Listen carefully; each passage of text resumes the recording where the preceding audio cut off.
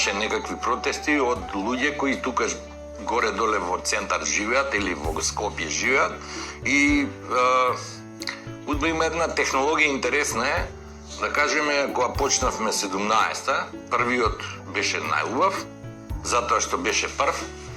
Се уште не ја знаевме таа технологија на манипулирање на луѓе со протести не манипулираат и почна после тоа ке ти се дигне запиени у кафана, правиме у среда протест, у група, шерување, у среда протест, ај у петок протест, ај у сабота. И на тој начин многу луѓе меѓу нас ги издиша таа енергија, тој набој, се издиша и почна изгледавме несериозно. А северџанскиве медиуми на така несериозен пристап кон протестот и кон во тој момент, како не сработија промена на име, веќе почнаа преговори Коцijas и Димитров, ако се сеќавате, нели од јануар почнаа да преговараат, или февруар, не знам точно. Таа 2018 година, рано почнаа си фатија од нова, после нова година, од Давос. Да, Давос беше таму. Се сликаа од Давос и сето тоа почна. И првиот протест беше убав, фин, затоа што пола Македонија и пола град си дојдоа на протестот. Да, на тој со снегот.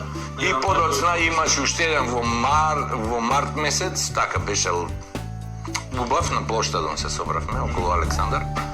И после тоа почнаа протести за добро утро, за добро вечер, за добро протести онака до јунскиот, кога исто така се собраа многу на прослава на ДПМН, на годишнина од ДПМН. Тоа ж беа оние шок бомби и така натаму и така натаму. И сега во контекст зашо ова го кажувам, толку многу го издишаа народот, толку многу алатката протест, толку многу искомпрометирана да веќе никој не верува во протести. И очигледно дека овие сите дефекти на овој северџански систем кој треба да умре, кој систем треба да застане, да не функционира.